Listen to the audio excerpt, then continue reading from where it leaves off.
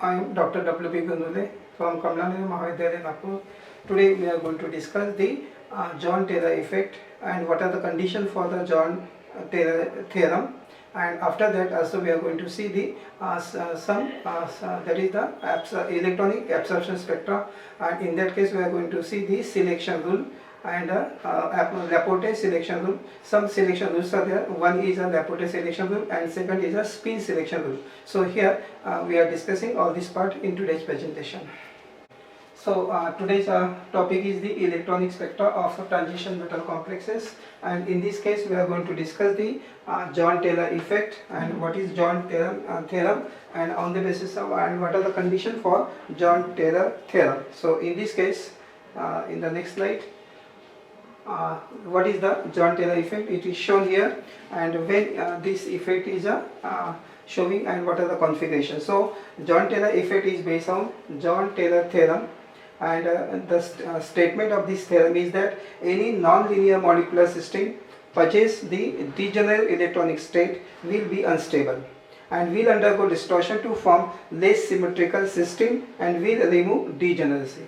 So therefore we can say that it is observed that in case of complex with a configuration T2G or AG orbital filled unsymmetrically, in that case the geometry is not symmetrical. So distortion in regular geometry is called this is known as, or this distortion in the regular geometry is known as John Taylor effect. And here this can be explained by taking the example of hexa echo copper 2 plus complex, and copper 2 is a D9 system that gets split into T2G6 and EG3, and in the presence of ligand in this configuration T2G is filled symmetrically. However, EG orbital is unsymmetrically filled, and therefore the EG orbital can have one of the following in this configuration shown here.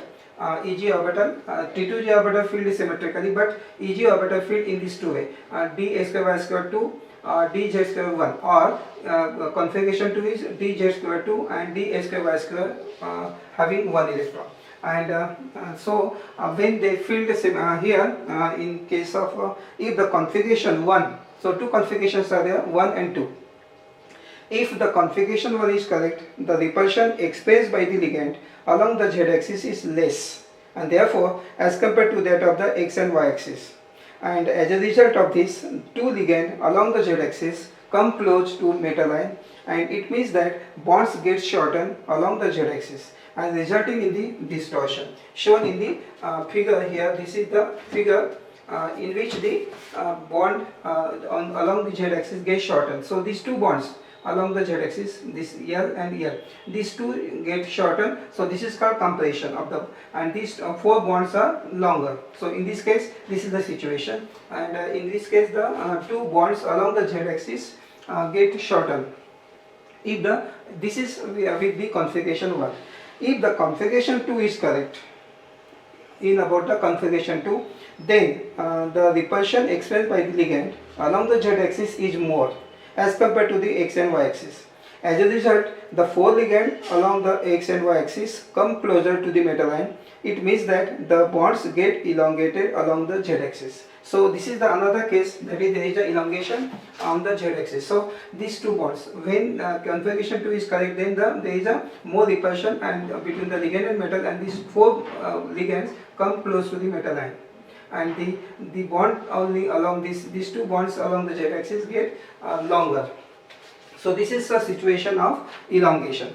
So, and in the next slide it is shown that this is the situation when there is a jet compression or jet elongation. So this is the T2G and EG, 5 degenerate d orbitals are split up into in octahedral field, T2G and EG set, and this is the delta O CFC energy for octahedral, and this is the here when there is a jet compression is taking place, then the two short and four long bonds are there. So situation is dxy have this energy. This is the energy level diagram, dxy dyz, and here dx square y square have lower energy than dz square because there is a compression of z axis. And in this case when there is a z elongation is there, then two long bonds are there and four short. So this is the situation is shown here. dxy have higher energy and d square also have higher energy. And so this is the diagram. This diagram shows John Taylor distortion of the showing the splitting of T2g and Eg orbitals in this figure. And now we are going to discuss the splitting of energy level diagram of D9 ion in an octahedral complex caused by John Taylor effect. As we know that John Taylor distortion can also be explained on the basis of energy concept. And if there is an elongation of z axis, the repulsion along this axis decreases. Hence, energy of dz square orbital become lower than d square y square orbital. There is a further splitting of T2g and Eg orbital as shown in the slide. The extent of splitting is much lower as compared to delta O. Now, out of 3 electrons in Eg orbital, 2 lower down in energy while 1 raises energy. So there is a net loss of energy and stability is achieved, and this stability makes the complex undergo distortion. John Taylor effect affect the geometry as well as the absorption spectra of the complex, and it is shown here that how this is shown in this figure that how the this affect. So this is the diagram shows these are the 5 d orbitals and split up into 2g and Eg. So these are symmetrically filled. This is the octahedral splitting. This is the energy of Eg set 2 orbitals, and here this is further split up into dx square. Distortion is there because of the stability, and dx square have high energy. Here dx square is having higher energy, and this is the energy of 2 by 3 delta 2. This is 1 by 3 delta 2, 1 by 2 delta 2, delta 1 delta 2. This is delta 1 and this is delta 2. So this is the case energy level diagram for D9 ion in case of copper 2 plus ion in octahedral complex. So this is the splitting diagram in case of Cu2 plus showing the distortion, John Taylor distortion. And now what are the conditions for this conditions of John Taylor distortion? So these are there are some, we can say that it has been observed that the stability can be achieved through distortion in regular geometry. It means that distortion will take place in the condition in which stability can be achieved. And also we can say that the extent of distortion depends upon amount of energy released and extent of stability achieved. It is determined by the symmetry of T2g and Eg orbital. And there are 3 conditions of distortion which are observed. Number 1 is a no distortion condition. In this case, if both the orbital T2g and Eg are filled symmetrically, that is empty, half filled or completely filled, there is no gain or extra stability by undergoing distortion. Hence, we can say that in that case there will be no distortion. Such conditions are obtained or observed when the d orbital have configuration shown, that is empty or half filled or completely filled orbital. So the situation configuration is shown here, D0, D5 in this way, D8, D3, D6, D10. If these are the configuration, in that case no distortion is there, no distortion condition. Second condition is that slight distortion condition. Slight distortion in the geometry is observed when T2g orbitals are filled unsymmetrically. That is for T2g1, T2g2, T2g4 and T2g5 configuration. This is because these orbitals are not directly pointed toward the ligand, and therefore there is a slight distortion.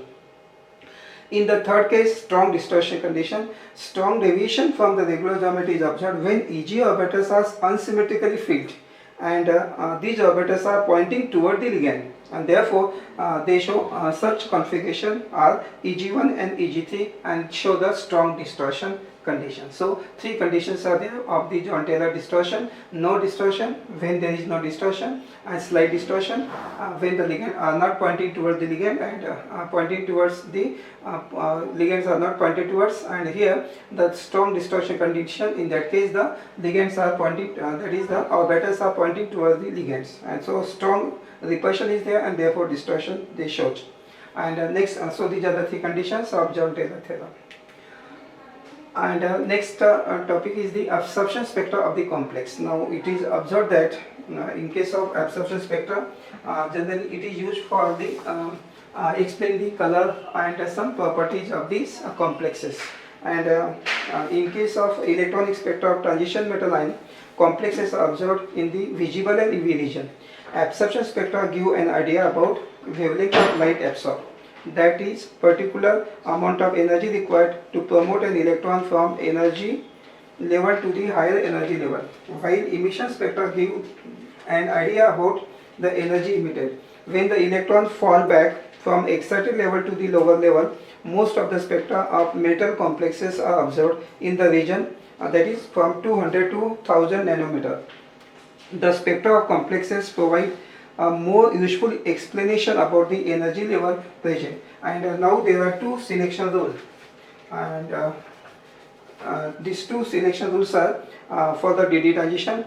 In the metal complexes, number of electronic transitions are possible, but all these are not actually observed, as some of these are allowed and some are the forbidden.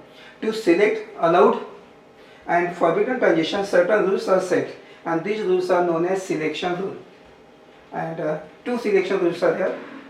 One is a Laporte-Orbital selection rule, and second is a that is known as spin selection rule. So in case of Laporte selection rule, according to this selection rule, transition which involve change in the azimuthal quantum number, that is delta L is equals to plus minus 1.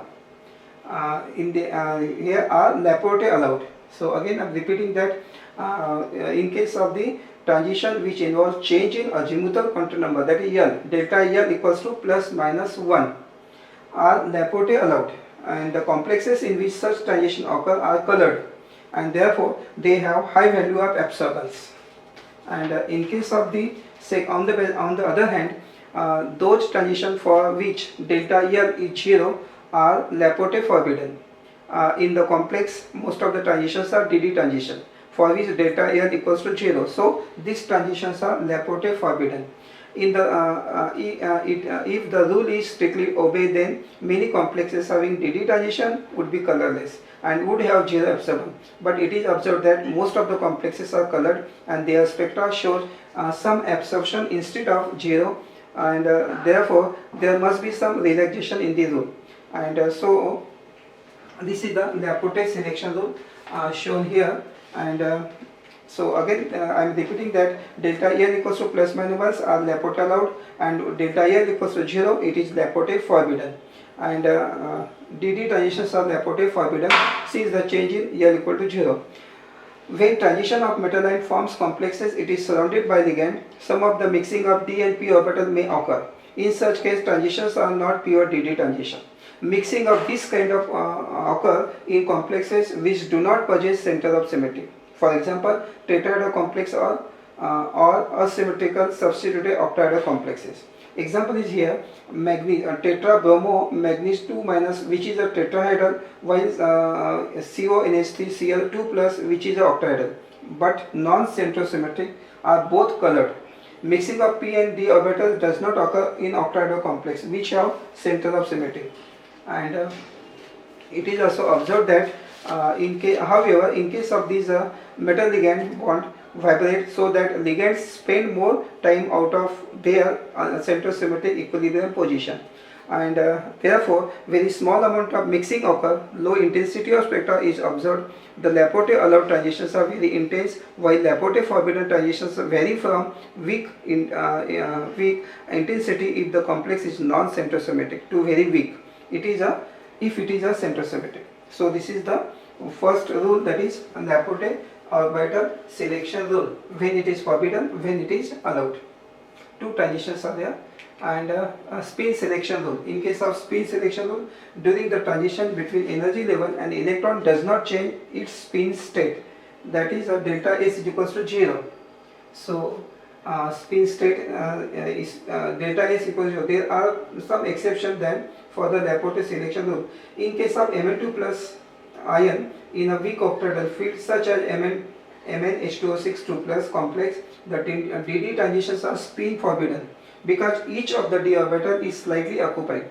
Many manganese 2 plus compounds are of white or pale flesh colored, but intensity is only about 100 of the for spin allowed transition. Since the spin forbidden transitions are very weak, Analysis of spectra of transition matter complexes can be simplified by ignoring all the spin forbidden transition and considering only those excited state which have the same multiplicity as the ground state. Therefore, D2 configuration, for the D2 configuration, the only terms which need to be considered are the ground state, that is 3F, and the excited state 3P. So this is second selection rule, and which is known as the spin selection rule. And here in the figure shown, Mn2 plus is a weak octahedral field. Mn2 plus show in a weak octahedral field, out of D, Mn2 plus means D5. So 3 electrons are here and 2 electrons are here. So this is the D5. So in case of manganese, if ground state have Mn2 5 unpaired electron, and if it, this is the 5 unpaired electrons are there in Mn2 plus in the ground state, and in the excited state, if one electron is promoted, then number of unpaired electrons, suppose this electron is promoted to the higher energy state, then unpaired electrons, so it get paired. So 1, 2, 3. So in the excited state there are 3 unpaired electrons. In the ground state, having 5 unpaired electron, but when one electron is promoted to Ag, then in excited state Mn2 plus have 3 unpaired electron, and if the number of electron are same in ground state and excited state, then it is known as spin allowed transition, and if the number of unpaired electron changes, then it is known as spin forbidden transition. So in case of Mn2 plus, the transition is a spin forbidden transition, because this is the 5 unpaired electron, but in the excited state only 3 unpaired electron, because after excitation of 1 electron from lower to higher, 3 unpaired electrons are. So number of electron changes. Therefore, in ground state Mn2 plus have 5 unpaired electron. In the excited state it has 3 unpaired electron. Therefore, this is a spin forbidden transition. And we can also take one example, that is a vanadium 2 plus. Vanadium 2 plus have T2G3 in a ground state, Ag have 0 electron.